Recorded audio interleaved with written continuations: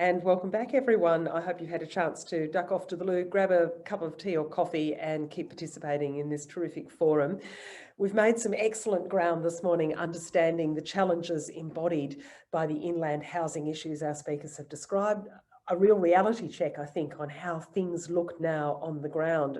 Flabbergasting for me, who grew up just up the road from West Wyalong, to hear that there's not a single house to be had for rent in Wyalong, a couple of houses in Lockhart. That's a dramatic illustration of how rapidly things have changed for us.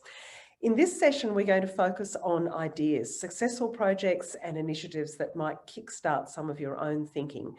Now, the Riverina RDA are the co-hosts, along with Orana RDA, of this summit today. And we're going to hear in just a moment from Wagga Wagga Mayor Greg Conkey. But first, let's focus on Wagga itself.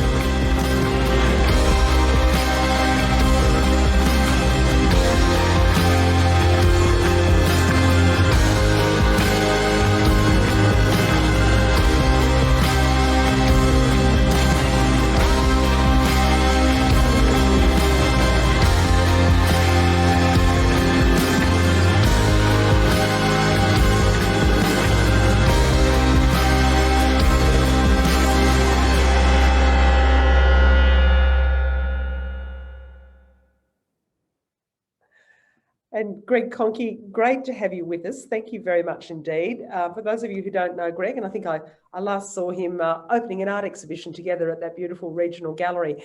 Greg is, like me, a journalist by trade. He's had more than 30 years of experience working in rural and regional Australia. For 26 years, he edited and managed the Riverina Leader newspaper in Wagga. He has a public relations and media consultancy that drew on that media background and included project work for a lot of humanitarian causes. Greg was elected to council in Wagga in 2012. 4 years later, he was elected unopposed as mayor, a role that he continues to hold. Greg, welcome. Great to have you with us for the online summit. Thanks, Genevieve, and a very, very warm, virtual, warm welcome to the city of Wagga Wagga for this housing summit, and certainly like to congratulate RDA Riverina and RDA Orana for organising this very, very important summit. Now, Greg, Wagga's been mentioned a number of times in the course of our conversations already because it is a diverse economy, it's a growing economy, and there are a lot of attractants about the Riverina region. Tell me what you see on the ground about the reality of these pressures on housing in Wagga and the surrounding area. Well, as already been mentioned, there are a number of challenges that we're facing. There's been a 200%, that's a 200% increase in net migration from capital cities to rural areas. As Peter Vlatko mentioned, 1 in 5 people living in Sydney, Melbourne, Perth and Brisbane have considered a move to regional areas. Now, they've considered a move. That's 13 million people have considered it. We can't obviously cope with that number of people, but that's the number of people who have considered it. And with the other issue that we've got is 400,000 visa holders have left this country in the last 12 months. And that's mainly itinerant workers. Where are we going to house those 400,000 people when they return to this country? So we've got some significant challenges.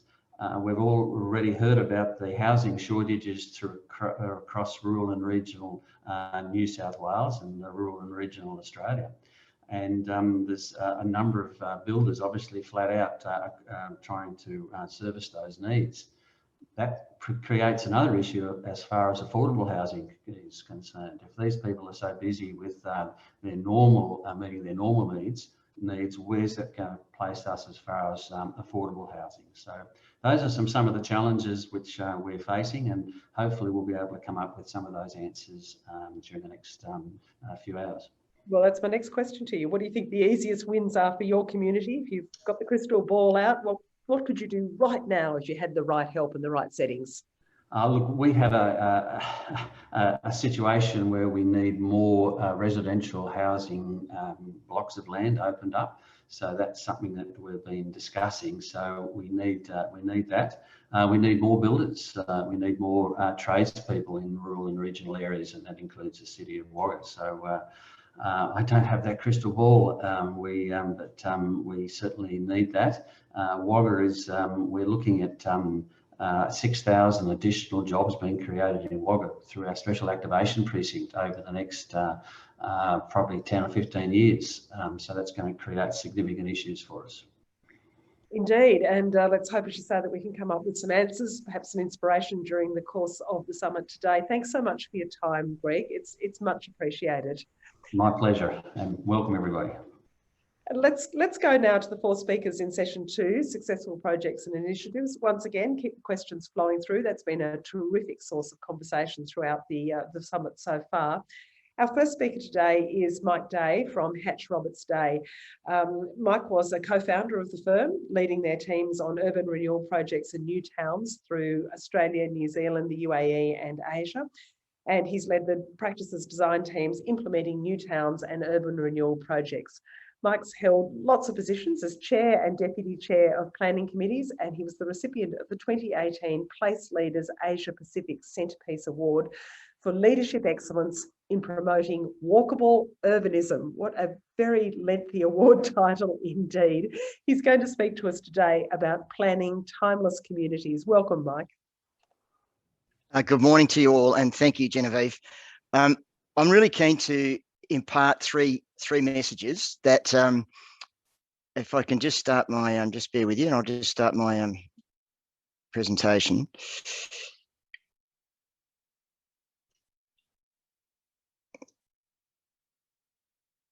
Just bear with me. Okay, hopefully you can see the full screen there. So there's 3 messages, Genevieve, that I'd like to impart for your audience.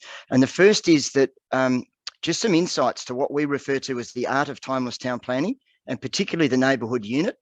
And in all of our travels that we've had globally, all of our travels around the globe, we've never found a vessel that delivers community more effectively than the neighbourhood unit. So that's the first message. The second is this notion of affordable living versus affordable housing, which I'll touch on. And lastly, that third message is just some lessons from several case studies. Unfortunately, they're primarily from Victoria, but I think you might find them instructive. So the first graphic that I really wanted to share with you is this image that's been, you would have seen emerge in the global arena. And the graphic on the left is actually the 15-minute neighbourhood that's being proposed by the mayor of Paris, Anne Hidalgo, and one of her advisors, Carlos Morinas. And then you've got Barcelona, which are also promoting the 15-minute city. And then you've got the cities, the cities that are promoting 15-minute neighbourhoods as well. So there's this global shift to these timeless neighbourhood principles, which is something as a practice we've been embracing for almost a quarter of a century. And fortuitously, what's happened is within Victoria, the Victorian government, the Department of Environment, Land, Water and Planning have published this document called 20-minute neighbourhoods. And for those of you that haven't had the opportunity to review this document, really urge you to do that. This notion of a 20-minute journey, which is actually from home to a clustering of daily needs. So this notion of living locally, so all your daily needs are within close proximity, ideally within walking distance or cycling distance, and then it's a 10-minute journey back to your home. So this is sort of what really is underpinning this 20-minute neighbourhood initiative. We think it is the foundation and really a reference point, particularly for the urban development industry players that we're working with around the country. And just an extract from the document itself, what we think is so important is that it refers to the United Nations Sustainability Goals. And there's 4 of those goals there that you can see that are embedded within 20-minute neighbourhoods. It's also a document that's been, the hallmarks of the document are something that has really been a journey for Billy Giles Cortai and her team at the RMIT, looking, and also with the Heart Foundation and Health Victoria, just looking at health and wellness and how important these factors are in designing and delivering these walkable communities. And I think, as the Mayor's just sort of touched on, you've obviously got this massive shift. You can see the statistics there from 2011 to 2016, 665,000 people wanting to move to regional Australia. But more importantly, I think during the pandemic, so this is an extract, I think, from about September last year, that 1/4 of Melburnians are thinking, rethinking where they're wanting to live into the future, and we're seeing this massive shift right across Australia in terms of the move away from the capital cities to the regional towns and villages. And this is where there's a cautionary note that we're making particularly to the development industry, is that we need to be very measured in the way, because a lot of the country towns and villages are very fragile in the way that they're formed. Genevieve, you touched on this notion of walkable urbanism. It's something that's been dear to my heart personally, and also to our practice. We've been steeped in this tradition of returning to these walkable neighbourhoods for the last 25 years. And what really sort of, I think, reinforces and validates everything that we've been promoting is that 20-minute neighbourhood initiative, but also the work that Chris Leinberger is doing. I won't dwell on this, but Chris is based in Washington, DC. He's a global leader on this return to these timeless principles of walkable urbanism, and has demonstrated that compact, connected, mixed-use and walkable settings, neighbourhoods, are really the future for us, in terms of particularly what we're laying out in the suburban pattern and in and around the country towns and villages. And there's a myriad of articles that have just come out recently, and one of the things that really buoys me up is the fact that the journalists across the country are sort of really embracing this notion of sort of returning to these timeless principles of walkable neighbourhoods. They've got a professional interest and a personal interest, and it's just so rewarding talking to some of the journalists who importantly are sort of helping us disseminate this message, because it has been difficult for us over the years to sort of disseminate the message. And just a quick graphic there to sort of show the audience that at both ends of the spectrum, you've got the boomers and the millennials are both sort of saying that they would love to live and work and recreate within these settings, these compact, walkable neighbourhoods. And the National Association of Home Builders in North America, this chronology of events that have occurred within the housing development industries, there's 400,000 members in North America that partake in this National Association of Home Builders. But you can see this chronology of events that we've moved across the decades, from specific sort of houses that are related to the Habitat for Humanity, McMansions, the energy. We've had a fixation on energy at one stage, and then from Energy Star homes to net energy homes, to this notion of walkable urban dwellings, which is basically the courtyard or the townhouse, or a more compact, or there was some mention a little bit earlier in the proceedings of the tiny home movement. So these are matters that we're very, very mindful of, and we're watching globally to see what's occurring across the globe. Across the planet. Now, this is just a building type that we think has got a lot of merit, and not just in the suburban city context, but also in our regional towns and villages. And it's simply just returning to the townhouse, the courtyard that's north facing. The townhouse can actually front the street. The great advantage of these townhouses is that we create a small street at the back where you house your garage, and that enables us to bring the houses directly to the street frontage, and it reinstates the pedestrian path, really reinstates pedestrian and cycle movement, and for parents that are pushing prams as the priority. So they're not interrupted by curb cuts, and there's a much denser tree canopy, so you've got shade in summer as you move and walk along the street. And then to the back of the property, the ideal opportunity here for us to create what we call the ancillary dwelling, or in former parlance, it's been the granny flat or the Fonzie flat, has been above the garage. But more recently, as we're moving through the pandemic, what we're finding is that there is this massive movement towards work from home or to work close to home. So here might be an opportunity for above the garage to have a small studio that you might have your workspace, so that you're not absolutely on top of the family. And this is a graphic that Chris Leinberger has just put together. He's published this report with some co-authors for Cushman Wakefield. It's a global scan on the future of workplace, and you can see in this graphic just how important it is now for not all the jobs to be downtown, because what's happened is people are it's so debilitating when they have to commute 1 and 2 hours a day to get to their workplace, that we're going to see a massive shift to work from home and to work close to home in these what we're referring to as hybrid or dispersed workplace sort of settings. And as I said earlier, the preoccupation that we've had in the last sort of decade is to reprioritise, I think, our modes of transport, to think about walking and cycling as the privileged and the preferred modes rather than always taking the car. But you need one of these compact connected neighbourhoods to be resident in, to be able to use that, to adopt that more sustainable form of transport.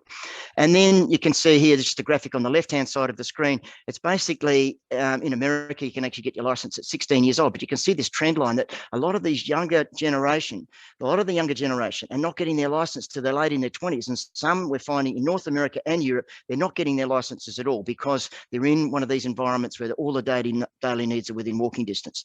Now, this goes to the issue, as I mentioned, this second principle of affordable living versus affordable housing.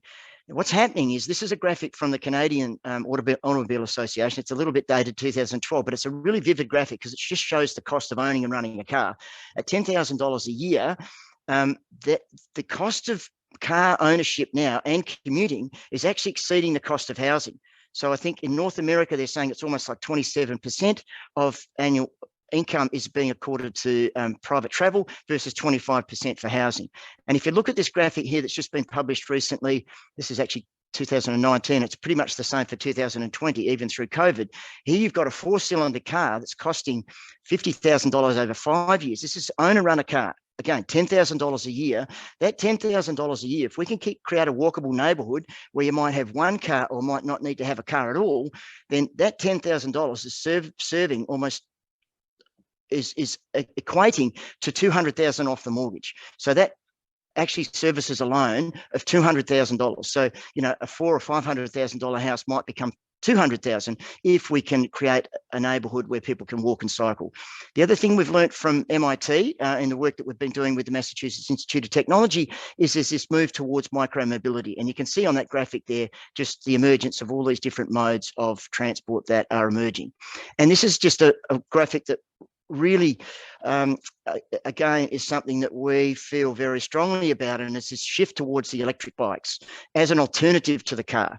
That they're a few $1,000s, but they almost alleviate the need for the car because the distances you can travel on them. And then look at the caption on the top of that article out of the Los Angeles Times. E-bikes may be the greenest form of transportation in human history. Why aren't cities taking advantage? And then Deloitte have just published a recent report telling us that there was 1 million of these e-bikes sold in Germany in 2018 and another 1 million in the first half of 2019. So there's this massive shift. They're saying that by the 2023, there'll be 300 million sales of these e-bikes, you know, across the globe. And we're really buoyed up by the work that Monica Zeffiro is doing in Newcastle. She's in partnership with Newcastle City Council and with the state government of New South Wales have actually got the Bike share, and she's been monitoring, you know, a phenomenal increase in the take-up of these electric bikes in Newcastle and really assisting people greatly in reducing the cost of car usage. And just to this notion of timeless urbanism and timeless neighbourhood structuring, as I said, the neighbourhood unit is the vessel. We've never found a vessel that delivers community more effective than the neighbourhood unit. This is a neighbourhood that we actually put on the ground in Western Australia about a decade ago, and it just demonstrates this notion of a discernible centre, well-defined edge. And just in the lead up to the conference, obviously I was just refreshing my memory about the Riverina and, you know, some of the townships that you've got, like Griffith and Leeton, that were laid out by Walter Burley Griffin with that whole principle of, you know, designing walkable neighbourhoods. Here you've got this discernible centre, well-defined edge, an interconnected network of streets, a dispersed range of open space areas. And then the fourth graphic, as you move down, that fourth overlay is so important that we actually had a gradation of lots from, or transition from 2,000 to the old quarter acre to the 700, 600 to the 300 square metre lot that was sitting at the centre of that neighbourhood, that was looking over the lake and had access to those daily needs. And the thing that was so rewarding as an urban designer on this project, it was actually a joint venture with the State Housing Authority in Western Australia. One in 10 houses is public housing. But interestingly, we were selling house and land packages for $120,000, $130,000 on that lake on these 300 square metre blocks.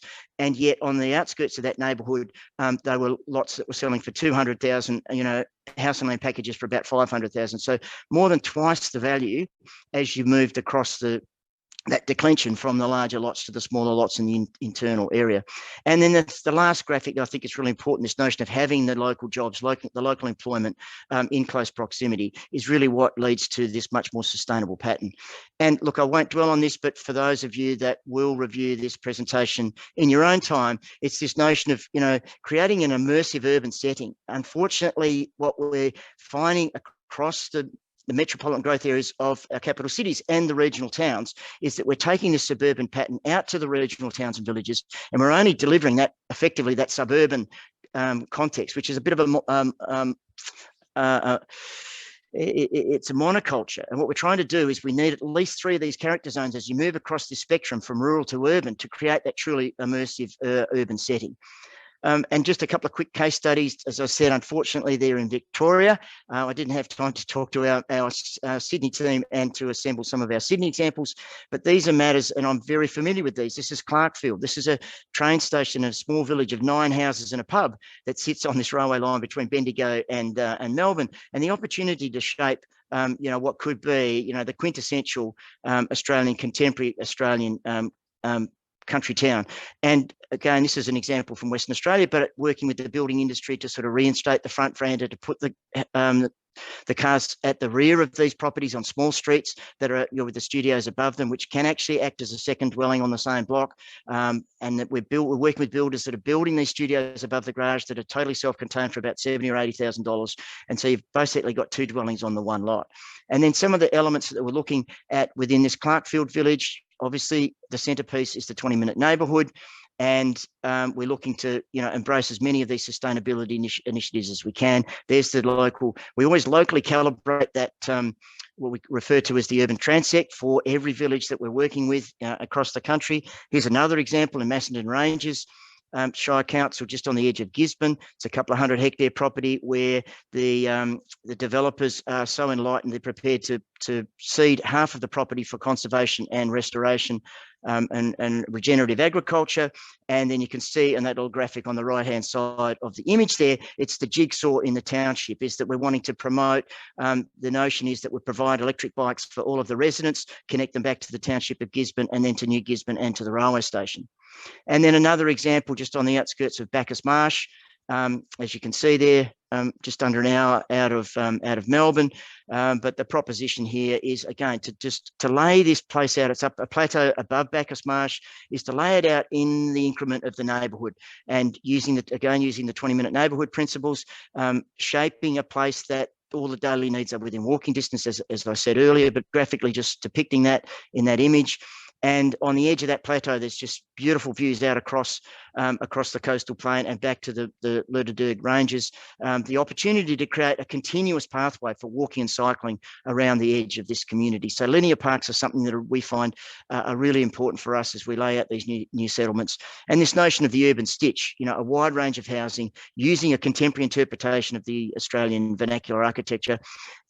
Interestingly, we're working with a co-consultant out of London, Paul Roberts at Turnberry Consulting. He's been doing quite a bit of work with the Prince's Trust and a number of private family groups throughout Scotland and England. And he studies, before he lays out one of these communities, he studies the English towns and villages. So we brought Paul out to help us, understand some of these features of these successful towns in Victoria. And we just think it's a wonderful way for us to lay the foundation for a contemporary interpretation of some of these timeless villages that we've got as a reference point. And then another example in Bendigo, I was just talking to Damien Tangy last night. He's actively playing an active role in RDA in Victoria. He's based in Bendigo, and this is a project that he's been embarking on. It is that notion of the compact walkable neighbourhood, the discernible centre, and all the daily needs within walking distance of a diverse range of housing of lot types. And then here's just a graphic depicting the diverse range of housing types that we're looking to embrace in this new neighbourhood about 10 minutes outside of Bendigo. I'll just finish with these last couple of slides. Had the good fortune to work over the last couple of years with Nick Cleary and his team, the Consolidated Land and Rail Australia, on a $16 million business case for the federal government, looking at a high-speed rail connection between Sydney and Melbourne. We think it's long overdue. But the notion here is to build 8 new cities that are equivalent to the size of Canberra, that will be facilitated by this high-speed rail, but we want to embrace all of those principles that I've just taken you through, and we think it really is the future for Australia to really rejuvenate and to invigorate, I think, the regional areas between Melbourne and Sydney, and just an example there of some of the elements that are in that project. And obviously very, very important that we're embracing as many of the sustainable development goals as we can. An example in North America, Serenbe, which really urge you all to have a look at it. It really is a global leader in the development of these timeless neighbourhoods. So I'll leave it at that, Genevieve. I appreciate the opportunity to present and look forward to some questions. Thank you very much indeed, Mike. And high-speed rail, I feel like I've been reporting on that one for about 20 years. Who knows, we might get there one of these days. I've seen that clearer vision, and it is indeed futuristic, shall we say.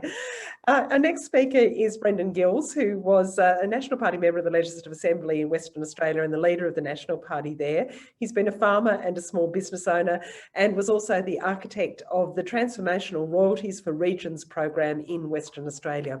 He's now based in the Pilbara, where he's the Managing Director of BGG, with a track record of building policy platforms, assisting business in the corporate and small business sectors in that vast northwestern area where there are so many opportunities.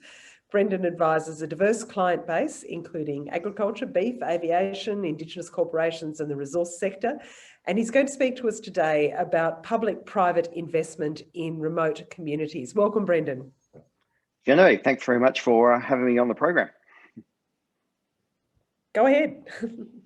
So if I share my screen now, that will allow me to let your participants have a bit of a look at what we've done in the Pilbara. Obviously, during the last economic upswing phase, sort of 2008 to 2012, we had enormous housing problems in the Pilbara region. Many of you on the East Coast would have heard of this, the $1,500 a week rents. Service workers who are the butchers and the bakers, the candlestick makers, the soccer coach, the baristas, all of these people actually couldn't afford to live in town, and it caused an enormous amount of pain. And so what we as a government did, I was Minister for Regional Development at the time, we looked at creating a new housing model that would enable those service workers to still participate in the community. Now, can you see my screen now? Perfect. And so we looked at the problem of essentially we had a well-established system of social housing for people that needed to access social housing. And then after that, it was a blank canvas. When rents go to $1,500, $2,000 a week, when a small house like this one I'm about to show you now, this is in Port Hedland. That red brick house with no garden got to $930,000 in 2008. It then dropped back to $340,000 a few years after that, leading to economic Armageddon for the investor or the owner of that property. We continued to see these challenges, and so we resolved that we had to have a new class of housing to support the service workers in the community, and that was called service worker housing. And the idea and the premise behind this was to look at building affordable housing where we could manage the rents separate to the market. Obviously, the mining companies make investment decisions in the billions, and that's good for the state and it's good for the nation. We're seeing that at the moment with record windfalls coming into the Commonwealth Treasury from the iron ore sector. But when that's occurring, we have enormous pain occurring in these communities of Karratha and Port Hedland. And so we wanted to come up with a solution. And that solution was examples like this. So Warambie Estate was started in 2010. It was built with our state development land developer, Land Corp, they were called at the time. And essentially for your participants today, we built a lifestyle village. We built what you would see as a standard lifestyle village, but instead of that being made available to over 55 or sort of that segment of the market, we reserved that lifestyle village for the service worker. We had a quite tight criteria that you needed to work for the hairdresser, the coffee shop, you needed to be the soccer coach or the tennis coach, and we pegged the rents a little bit like social housing, where we pegged the rents at what was affordable for a worker in that sort of $50,000 to $70,000, $80,000 mark. And so down to sort of $300 to $400 a week, as opposed to the market, which for those particular class of workers was probably over $1,000 a week. We built 100 units of accommodation in Warambie Estate. It cost $35 million. We were completely oversubscribed for the project, but the businesses that took those leases on then had access for their workforce, so that we could continue to deliver the coffees and the beers and the soccer coaches and the hairdressers into the community. Now, I know that on the East Coast, you don't quite have Pilbara iron ore boom and bust cycles, but right across the nation now, we're moving into more housing stress and more housing pressure. And I think that Rachel wanted me to present today just off the back of, this is one of the solutions that that we came up with. So we built 100 of these in Karratha, that we then moved on to a further stage of development. And that was probably based more on what you would term as university style accommodation. So single, one bed, one bathroom, built form apartments. So in the bottom left-hand side of the screen there, you can see that it was built as a part of our a major redevelopment in our main street, which is what we call the main government office building. And so right next to that, we built again 55 one-bed apartments, and we capped the rents at affordable values once again, so that we made sure that we didn't lose those service workers. And I think it's underestimated by I suppose the non-boom and bust community, what massive effect it has if coffees go to $7, if you can't get someone to work in the bar, if you can't get a hairdresser, the whole social fabric begins to implode on itself. It causes enormous ructions and enormous problems. And this style of accommodation in the Pilbara, at least, has become absolutely critical to us managing the economic cycles that are critically important to the nation, but cause enormous pain in our local communities. So there are a couple of examples. We've now moved into sort of accommodation in tourist hotspots. Coral Bay, some of you may have heard of in the eastern states. That's our very lovely place on the mid coast near Ningaloo Reef. And same problem, that there's not really a deep enough market there for investors to come in and want to build enough houses to supply the market. And so we've essentially built one of these lifestyle villages there, made that available at very low cost rents to meet the market of, you know, essentially a person that's working in the tourism sector, hiring out the snorkel and goggles and the kayaks, working in the restaurants and the bars that are in that holiday hotspot. And with COVID and closed borders now, this is continuing to emerge as a major problem, and Exmouth is looking to do the same. So what we've essentially did as a government, and I think that the new government now will continue on with this, is create another class of government provided housing. We call it service worker accommodation. We peg the rents at an affordable rate, and we make sure that we don't lose those very important workers at the lower end of the income scale, that if you don't have them, the whole community begins to damage itself. This little example here is just some of the cycles that we've been through in housing. This is in a town called Port Hedland, where BHP export the vast majority of their iron ore, biggest bulk export port in the world. In 2009, these families are both friends. One family bought the house in 2009 for $600,000, sold it for $900,000 in 2011. Family friends of that family bought their house for $600,000 in 2012 off the back of that first cycle, but they were forced to leave in the bottom of that economic cycle, and they sold their house for $200,000. That story is what we know scares people away from our community. It scares them from laying down roots and establishing themselves. And it's actually why this service worker accommodation is critical, because our market is not normal. It doesn't attract normal levels of investment. It leaves big gaps in both ends of the cycle.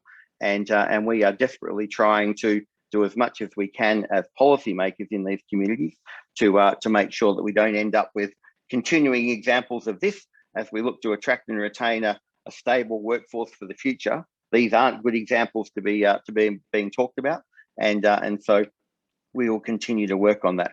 This has a lot of value for aged care workers, all of those workers that are critical to our society that aren't quite getting the support that they need. So I think that probably just about completes my presentation. But I think that for all of us, we all want the same outcome. We want to get to critical mass with a stable housing market, strong small business sector, and making sure we get housing right is critical to that. And I finish on that, regardless of whether we're on the East Coast in your communities or in the Pilbara where I'm from, we all want sustainable, stable and inclusive regional communities, home to a skilled and diverse residential workforce who continue to fortify our nation's economic prosperity. Thank you very much for letting me share our little story about housing across the nation in your conference today. Thank you. Brendan, thank you so much, and really fascinating to think that there might be parallels between that crisis we remember so well in the Pilbara and what we're going through in inland New South Wales for quite different economic reasons, although the mining is important for some of our communities as well, but that focus on thoughtful solutions that are appropriate to each place is really valuable. Thank you so much for your time. Our next speaker is Peter Vlatko from the Cobar Shire Council. Peter began in local government as a trainee accountant all the way back in 1976, but he's had decades of experience since then in local government across both South Australia and New South Wales. And he's been the General Manager in Cobar in far western New South Wales for more than 5 years. He's speaking to us today about managing itinerant workers. Peter, good morning, welcome. Yes, good morning, and thank you for inviting me, or as I've been told, I volunteered. But anyway, that's what it's all about. Go ahead. Okay, can you hear me? Yep, we've got you. Go ahead. Thank you. In terms of Cobar, let me paint the picture. It's actually a wonderful place in the middle of New South Wales. We believe that we're a very important part of the organisation of mining, and as you can see here, in terms of our current mines, and the area of Cobar is the size of Tasmania nearly, so you can appreciate that we have all these mines that are currently there, and I've put in terms of the kilometres of how far away they are, which represents that they're still within our city, our town, and our shire. But it's interesting to note here that we're also expanding because they're finding more ore, and we classify as being saying that they're only mining what they stumbled upon. So we're very fortunate in this environment that we've got the opportunity to have significant mining expansion. However, one of the problems you've got in a place like Cobar is that the mines will only tell you that they've got a life of 2 or 3 years, and therefore that creates the significant negative impact of development or contribution. Now, one of the things that I wanted to identify, which is very important to us, is that this business of the housing stock. Back in the early days when our mines were here, they actually built homes, and those homes were available to the miners. So as you can see here, back in 2011, the difficulty is that we had significant mines. And I wanted to highlight here that, or significant homes, I wanted to highlight here that, for example, Endeavour Mine, that's now since went into maintenance. And so they had a population of employment of about 130, then it went to 60, and now it's 2 because it's in maintenance. And in fact, it's trying to sell its opportunity. The difficulty with that is that it makes a significant impact on the community when you have a mine of that nature closing, and yet there are other mines opening, etc. So I wanted to show you, therefore, what that does to a town like us is that Endeavour now is actually starting to put an ad in the paper selling all their homes. And these homes created a problem for the town, because if they put all their homes on the market, we would have been in a situation whereby very difficult to get their results, which is what they want. They've probably got a reserve price of about $120,000 or $130,000. And as you can see, the first auction was the other day. What this means, though, is when you picture it from our point of view, is that in the current climate for Cobar, for sale, there might be 74 properties on the market, right? But the difficulty with that is that some of them are homes that nobody will buy because they are of a nature that unfortunately they're not valuable. And on the same boat in terms of rental, as you can see, there's only 4 houses in one unit, 5 for rent. So what that creates is an atmosphere that, should we invest in the town or not? As I said before, the mines have an attitude of only telling us that they've only got a couple of years, even though they've been here for probably 70 years and will continue to mine. But that pressure on us in terms of understanding how we can continue to grow, when in fact one of the mine managers of a recent new mine wanted to actually live in Cobar, and he's about 100 k's away, his mine. But to buy a house in Cobar for an executive manager or for a general manager took them about 5 months. Otherwise, he would have had to go to another region such as Dubbo. We're fortunate enough that they just found a house and he's now living in Cobar. Now, one of the issues that we've got, which is for mines, is the ability to make sure that we've got camps. And these camps, as you can see here, are significant in terms of putting pressure on a town like Cobar, because all of a sudden we've got these ability for people to come in. And that seems to be the problem that we have in Cobar, is that the industry, and lucky our speaker from West Australia just then, everybody in the mining industry wants to go to West Australia because they can earn a lot more money, apparently. So therefore, the mines in Cobar and everywhere else on this side of Australia are finding it difficult to attract miners in terms of to be able to live in the town. So what you've got is a situation now where the miners are a resource that everybody needs, and therefore they can make a decision to say, well, my family will live in Dubbo or Port Macquarie or Brisbane, and I'll just come in and be a FIFO. And therefore bringing a FIFO in and creating camps had a significant impact on the community. And I can show you in the next slide here. For example, Pie Bar Camp, which is about 2.6 kilometres from Cobar. It currently has a 119 bed facility, which has the kitchen, the gymnasium, and an entertainment area. Now, when it first was approved, the town itself, all the motels were full, the town was full. It had plenty of employment in the mines, and therefore, for some reason, the council approved the renovation of an old abattoir into a camp for the miners, and in fact for the industry associated with miners, for all the contractors. Recently though, however, they've actually put in an application to increase the camp by 80, which, if you can appreciate from our point of view, that became a development application with council, and the community became very scared of allowing again the opportunity for these fly-in, fly-out people to not participate in the community. And one of the advantages or disadvantages was therefore that these fly-in, fly-out reduced the amount of sporting clubs. They used to have an AFL team here. It's no longer there because the miners therefore do not live here anymore. Now the council's refused the DA, and even to the extent that that's now going into the court to make a further decision. But you can see it from our point of view, that the miners coming into the town such as Cobar create a significant problem in terms of the attitude of the locals who believe that these people do not belong. And yet, without them, the mines cannot operate. Now, one of the interesting things, and this is a graph that's been shown to you, is that the Department of Planning predicts our council to continue to reduce our population, even though there's new mines happening. The interesting part about that is that recently, when we looked at the 2011 census and worked back to the 2019 ABS, our town only lost 52 people. And yet the flavour and the prediction of everybody is that a town like Cobar will go backwards.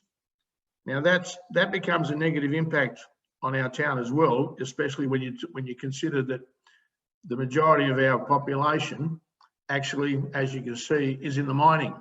It is a significant area of our mining. And while there's still only finding minerals and ore and the potential for the dollar and also the investment, the companies will continue, I believe, to grow in this area.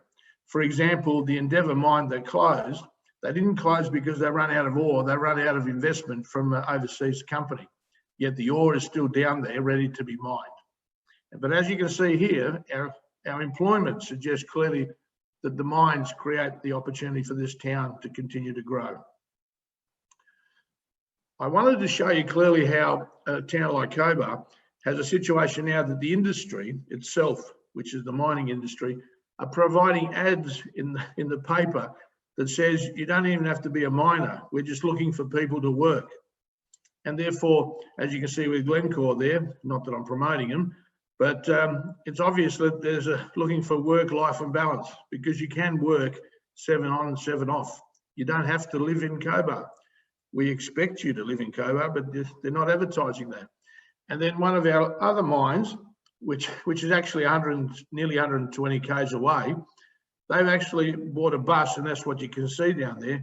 They allow their people to live in Cobar or Nyngan, and they travel with their bus 100 k's to ensure that the people have a choice to where they can live. The difficulty for us, therefore, is that this is the environment of us trying to predict how we can get these people to live in the town and not just fly in. This is an example of what used to happen. As I said before, in the early days, the mines provided homes. They also, in the early days, provided a $30,000 deposit to purchase a local home, but you had to stay in employment for 4 years, and that was taken up. That's disappeared because, as you can appreciate, the mines are now looking at making money rather than contributing to infrastructure that they can't afford. However, just recently, one of the mines have introduced now that if you actually live in Cobar, then they've given a 3% increase in the salary. Now, that's a significant shift for them to show to the community that what they're trying to achieve is to make sure that people want to live in the town. Now, the difficulty for us is that, as I said before, where are the properties and where are the places to live? Because we don't want mining camps, but at the end of the day, there's something that we need to manage. Now, what we also do, though, is to ensure that from a council investment in this, I meet with the mine managers on a regular basis, except for COVID, that's made us a little bit more stranger. But we meet on a regular basis to ensure that we're contributing to the development of the town and encouraging families to live here.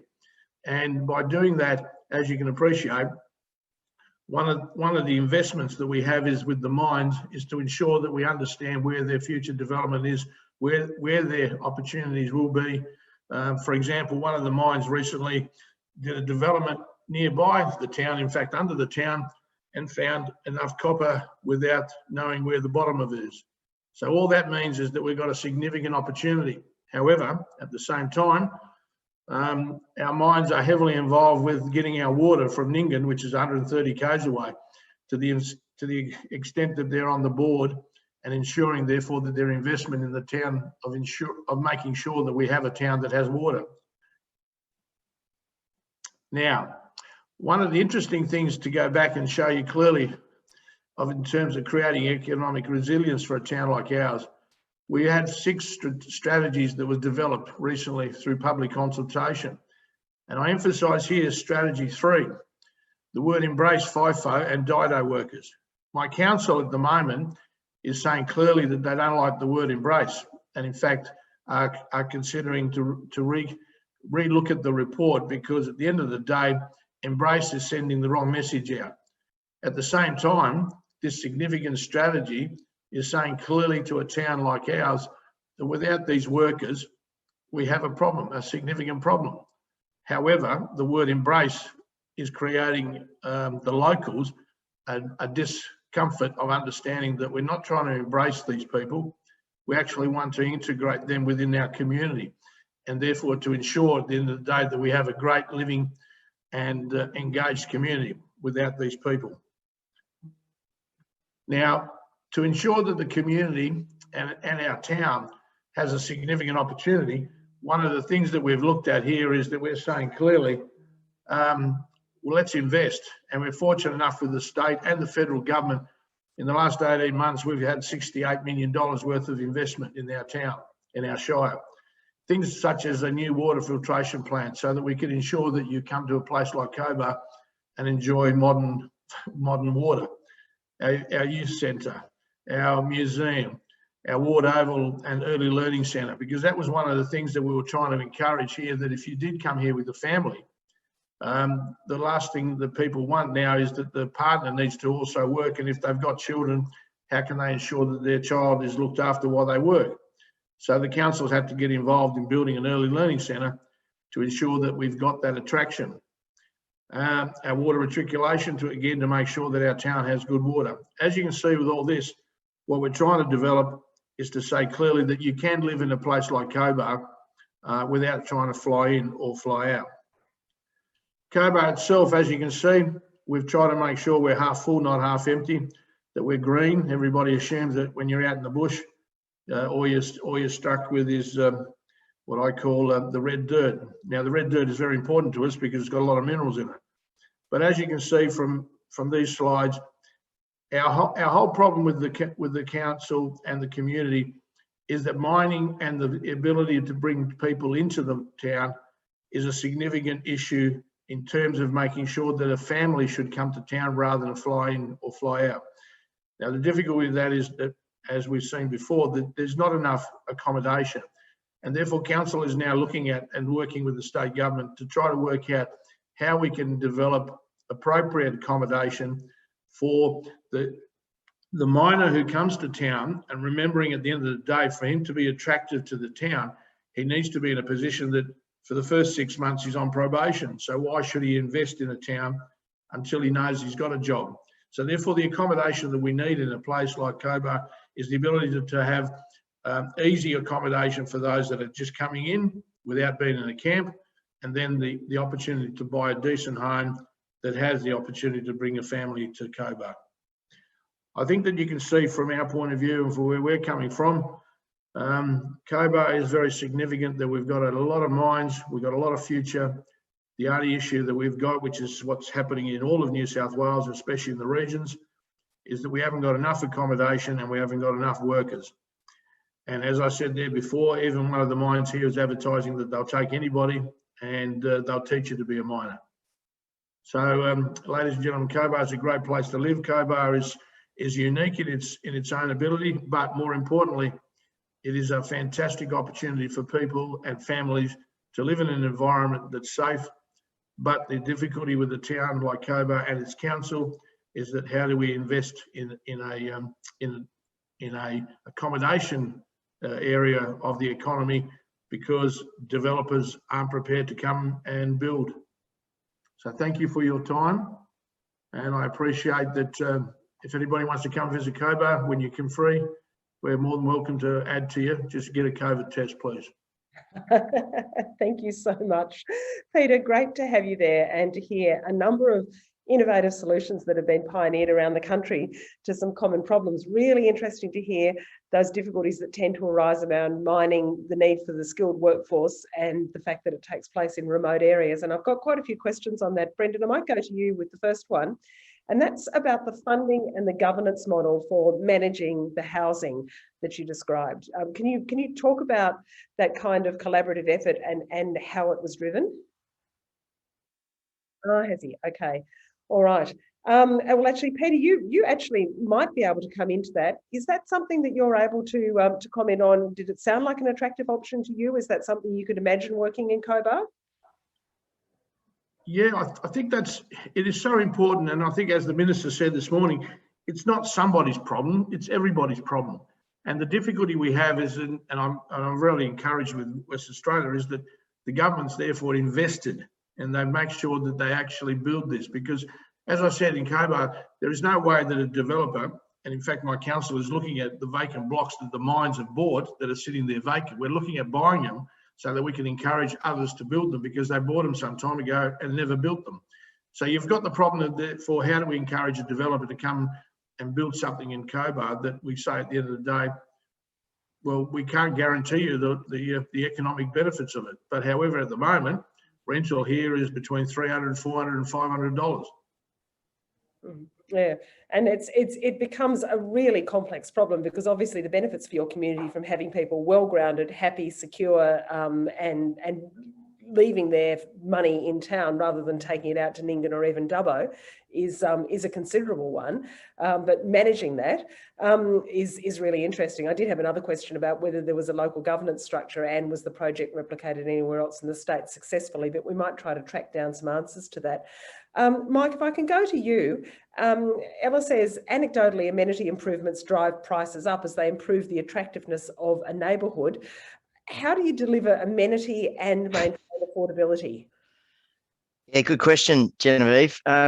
It's always supply and demand. I think this is the thing that we've found for those, timeless places that we've shaped. They always get bid up. It's a bit like, the capital cities. We've got the inner. This is the thing that we're constantly sort of reviewing is the cherished, the treasured and cherished inner neighbourhoods of Sydney, Melbourne, Canberra, Brisbane, Adelaide, wherever you go, they've got all these hallmarks. They're usually workers' houses. Like, if you look at Richmond or Collingwood, Carlton, Fitzroy, Newtown, Surrey Hills, they're all quite modest dwellings, right? But they've got all these hallmarks of they're transit ready, or they've got the transit, the trains, the trams, the buses. They've got the compact housing. They're connected. All the daily needs are in close proximity. All we're saying is that our forebears have had the good sense to lay these places out. Burley Griffin was at the forefront in laying out Canberra and the regional towns in New South Wales. So those fundamentals are there. It's almost like the planning profession has had amnesia, and the urban development industry, is that we've sort of forgotten about those fundamental principles. We've just got to build more of them along the lines of those, of the way that our forebears have shaped these places, and they'll be more affordable. Yeah, I think it's a point very well made, Mike. I was taking notes as you spoke and thinking about how really in some ways these are very old ideas about what makes people feel good about the communities that they live in. And a couple of comments, electric bikes are a good option, walking or cycling to venues where we can. There are people saying, I'd love to see some of those elements in local planning. But another comment saying the development of centralised major shopping centres, in fact, works counter to the concept of walkable communities. And in quite a few regional communities, we are stuck with exactly that, the end of the neighbourhood shops and the development of major urban centres. Certainly I'm very familiar with Wagga and places like that. It's not necessarily what people have to deal with at the moment, is it? No, it's not, but things are changing. And I think, this is the silver lining of the COVID cloud, right? Is that you look at North America, there's a website called deadmalls.com. There's 25, 30, 40% of the suburban shopping malls are being closed down. They're being converted. And the thing that really has been gratifying for us as a practice is we've been invited in more recently by Queensland Investment Corporation, who are the largest retail operators on the eastern seaboard. And they've had a directive from the board. They're no longer in the business of single-use shopping centres. The future is mixed-use town centres. So we've just done a master plan for them out at Water Gardens in Melton, which was, the conventional 50-hectare site with the suburban shopping mall and a sea of parking around it. And we've developed a 30-year plan for them for that to be remodelled as the mixed-use walkable centre. So, look, it's evolving, but we do need to be a bit patient, and we just need, I think, more of the industry players to realise that there has been a quantum shift. Are there resources that are available to help councils that are interested in facilities with public-private investments, different models of developing this? Absolutely. Well, I think there's a clustering or an alliance of the consultancy industry that have got together and sort of said, look, it is so important. And this is fundamental too. It's not just about a grand master plan. It is about the economic imperative, that's got to be commercially viable. It has to work in the marketplace. And the other thing that we've learned too is that wherever we work around the globe, we've done work in New Zealand, in Indonesia, in UAE, and we've worked with our colleagues out of North America and the UK, but wherever we go, particularly I finally recall preparing the original master plan for Huntley up in, out of Branxton, and it has to be locally calibrated. So you need to spend time with the local community. Doesn't matter where we bring this expertise in from around Australia internationally, we've got to spend time with the local community and understand what the fundamentals are and then locally calibrate it and tailor it to suit. Can I just add to that? I think it's so important to recognise that, planning and designing, and Mike's right in terms of we have to be a lot more creative in terms of the future, but the local community is what really matters. And the difficulty I find with this sort of process is that there's two parts to it. The other part is that, and it's hurting us, is that there's not enough trades and there's not enough people out there to actually deliver some of these changes. And one of the problems we've got at the moment is that even if we're trying to build homes in Cobar, we can't find builders because they're too flat out. And the fortunate thing, which is, I know it's fantastic, the state government has got that many projects going around at the moment, that their positive is also affecting a negative in terms of this, the contractors are flat out. So we have a difficulty of making sure that Mike's ideas and no doubt where the future is for a community like Cobar, it's not just about the planning, it's getting the community on board and making sure there's enough people there to deliver it. And I think so Peter, sorry, Jenny, just back through you to Peter. Look, this is just absolutely fundamental. So a big part of the work that we're doing is it took us 20 years to sort of develop our sort of, flywheel of our modus operandi, but half of our process is actually understanding and envisioning before, and this is the problem, some of the planners in the fraternity actually pick the pens up and start drawing these grand plans too early in the process. It's just so important that we engage with the community. Whenever we come to a regional town or village, we always sort of say we can never become the local experts. And you've got to put time in, and I think the days are gone where you can sort of engage with the community or do some community consultation at the end of the process. It's got to be embedded in the front end. Correct. And our problem at the moment is we can't consult with our community because COVID is killing me. Yes, yeah, appreciate that. But look, there's techniques. We're working on in New Zealand and in Canada with our colleagues out of Toronto, in Calgary, and a lot of it now can be done. There's software available where we can. It's not the same as physically being present, but we've got these new software packages where Miro and a couple of others where we can actually physically design on the screen with our colleagues around the globe. Look, I can hear you both getting really engaged in this conversation. It's wonderful and what we want to see from our speakers. And we've got a couple of people making the point that extensive community consultation is really, really important here. And of course, we saw in WA, and I'm sorry that Brendan's dropped off, but we saw in WA really an example of market failure and the government needing to step up to create a normalised environment. And yeah, that question as to why it is that mines don't think they need to provide accommodation to remote regions any longer. But Peter, specifically for you, do you think the 3% pay incentive works? Has that had some bearing on this situation for you? I think it's I'll just turn my bloody, I'll get this right too. There we go. Yeah, thank you. Well, it's only just been introduced because I think it's a significant attention by the mine, for example, that this is somewhere where they've got to generate the opportunity that if you do stay and live in the town, which is important to them because they can't afford to have, in the current climate, people can't come from Queensland or can't come from Newcastle because there's a COVID. So they're hurting at the moment in terms of their production because, as you'd appreciate, a mine is very how can I say, is very responsive to simply production. That's their whole objective. And while the money is the right and the investment's right and the price of copper is fantastic, they need to have a workforce that's generating the production. And I think the 3% is just a good indication also for the community, which is the locals here, to appreciate that a mine does care about having employment that are locals. There used to be a case here where all the managers in the mines on the weekends would leave and go and live back with their families. So they also gave the wrong impression. Yeah. And I think you don't build communities where people leave. That's absolutely fundamental across all sort of industries, that if you've got to get people invested where they are and to make the communities pleasant places where they want to have families, mates, and they feel invested in the community as a whole, which goes exactly to the points that both of you are making.